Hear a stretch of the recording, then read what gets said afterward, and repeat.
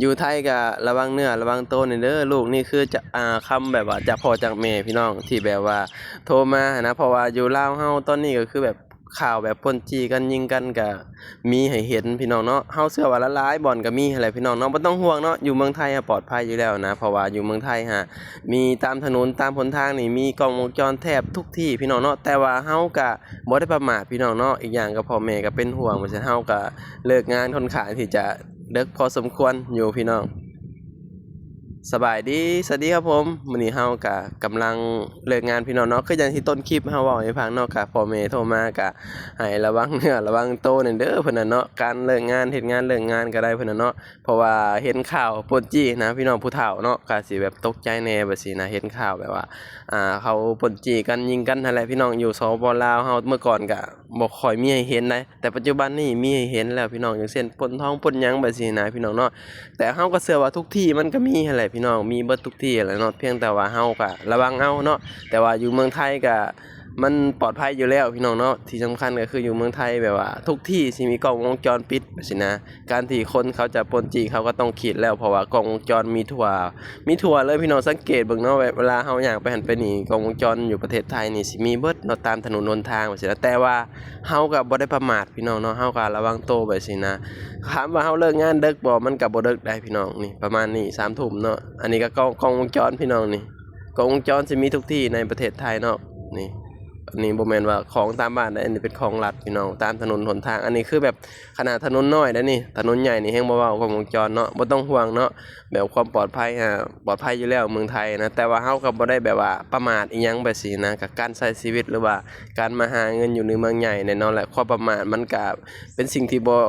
่ดีอยู่แล้วไปสินะเฮาก็บ่ควรที่จะประมาทโดยเฉพาะผู้หญิงไปสินะพี่น้องถึงแม้อยู่เมืองไทยอาจจะปลอดภัยมีกล้องวงจรแทบทุกที่ก็ตามเนาะเฮาก็บ่ได้แบบว่าประมาทอิหยังไปสินะพี่น้องก็นั่นแหละพี่น้อง3 ทุ่มเลิกงาน3 ทุ่มก็บ่ถือว่าดึกเนาะอยู่เมืองไทยไปสินะแต่ว่าสำหรับพ่อแม่อยู่ทางบ้านไปสินะก็คือ3 ทุ่มเนาะตามบ้านนอกไปสิมันก็ดึกแล้วนะพี่น้อง คือแบบทุ่มหนึ่งไปสิมันก็เริ่มเงียบแล้วตามบ้านนอกเฮาไปสินะมันบ่คืออยู่ในเมืองไปสินะคือ3 ทุ่มนี่เข้าบ้านไผเข้าบ้านมันนั่นแหละพี่น้องนอนแล้วเนาะคือแบบว่ามัน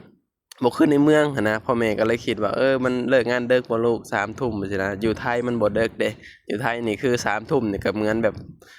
6 โมงทุ่มหนึ่งอยู่บ้านเฮาแหละตามบ้านนอกไปสินะเพราะว่าอยู่ในเมืองรถมันบึนบันบึนบันบึนบันเบิ่งแหน่มีแต่รถแต่ราง3 ทุ่มนี่คือแบบ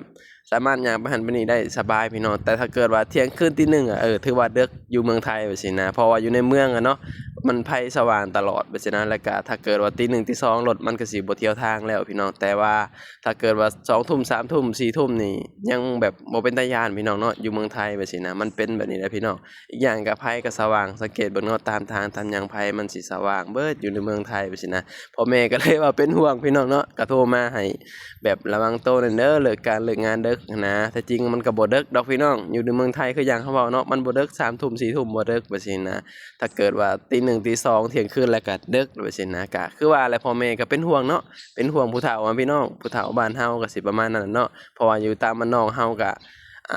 2 ทุ่ม3 ทุ่มมันก็ดึกเลยได้พี่น้องสำหรับคนตามบ้านนอกว่าซี่นะก็บ่ต้องเป็นห่วงนี่พ่อแม่เบิ่งบ้านเมืองเพิ่นมีกล้องวงจรปิดอย่างนี้เลยนี่กล้องวงจรมีแบบเดินไปแป๊บเดียวก็มีกล้องวงจรข้างหน้านี่ก็มีกล้องวงจรอีกนี่กล้องวงจรแบบว่ามีแทบทุกที่อันนี้คือบ่รวมอยู่ในบ้านคนเด้อยู่ในบ้านคนนี่บ่เว้ากล้องวงจรนี่มีทั้งหน้าทั้งหลังเลยแหละอยู่ในบ้านตามหยังอันนี้คือเป็นกล้องของภาครัฐเพิ่นเนาะหรือว่าของหลวงนั่นแหละพี่น้องที่เพิ่นติดตามถนนหนทางว่าซี่นะอันนี้คือถนนบ่แม่นว่าถนนใหญ่เด้นี่ถ้าเกิดว่าถนนใหญ่นี่แฮ่งกล้องวงจรหลายอยู่เมืองไทยพี่น้องที่สำคัญก็คืออย่างเขาว่าเนาะ ไฟก็สว่างตลอด24 ชั่วโมงเลยแหละเฮาว่ากลางคืนนะไฟสว่างแบบนี้เลยพี่น้องตลอดเลยนี่พ่อแม่เบิ่งเอาเด้อนี่บ้านเมืองเพิ่นก็สิประมาณนี้แหละบ่ต้องเป็นห่วง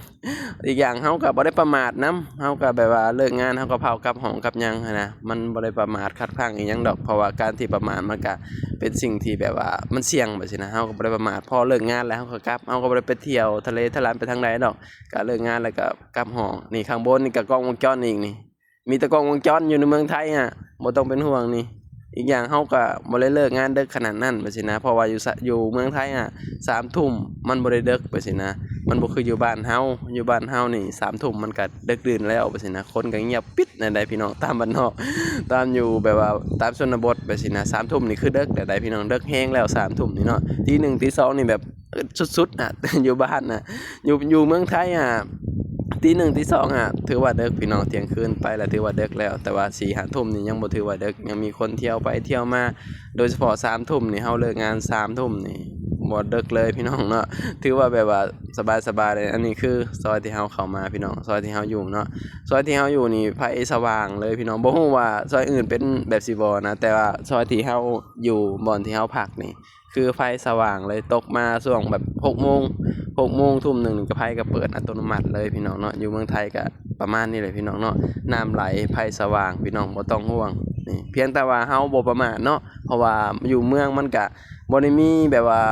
แต่คนไทยอยู่เนาะมันมีหลายประเทศที่มาอยู่ประเทศไทยพี่น้องเนาะมันหลายคนพี่น้องมันบ่แม่นว่ามีแต่คนไทยไปสินะบ่ว่าสิเป็นนักธุรกิจหรือว่าคนที่มาใช้แรงงานบ่ไปสินะเนาะก็เฮาก็บ่ได้ประมาทพี่น้องการเลิกงานเฮาก็พาเอากลับห้องกลับหยังไปสินะเพื่อที่จะมาแบบว่าพักผ่อนไปสินะนั่นแหละพี่น้องคลิปนี้ก็บ่มีหยังมากมายดอกเนาะมาเล่าให้ฟังเพราะว่าพ่อแม่ก็โทรมาเป็นห่วงนั่นแหละพี่น้องเนาะก็เป็นธรรมดาของพ่อแม่พี่น้องเป็นห่วงลูกการที่เฮามาใช้ชีวิตในเมืองใหญ่เนาะเฮาก็ควรที่จะ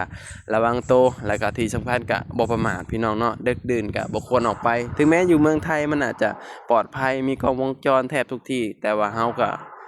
บ่ประมาทดีที่สุดพี่น้องเนาะถ้ามันเป็นหยังมาเฮาก็มันสิแก้ยากว่าซี่นะเฮาก็บ่ได้ประมาทดอกพี่น้องคือ3 ทุ่มมาเฮาก็พาออกมาห้องกลับห้องกลับหยังมาพักผ่อนแบบซี่นะบ่ได้แบบไปเที่ยวหั้นไปเที่ยวนี่หั้นนะถ้าไปก็สิไปแบบว่าช่วงกลางวันกลางหยังก็สิไปว่าซี่นะแต่ว่าถ้ากลางคืนเฮาสิบ่ไปเลยแบบซี่นะเพราะว่าบ่อยากเอาตัวเองไปแบบว่าเสี่ยงแบบซี่นะพี่น้องเนาะถึงแม้มันอาจจะปลอดภัยแหละพี่น้องอยู่เมืองไทยเนาะแต่ว่าบ่อยากไปแบบซี่นะเฮาว่าแบบว่ามันแบบบ่อยากไปเสี่ยงไปหยังเว้าง่ายๆก็คนบ่มักไปเที่ยวกลางคืนหั้นนะพี่น้องเนาะก็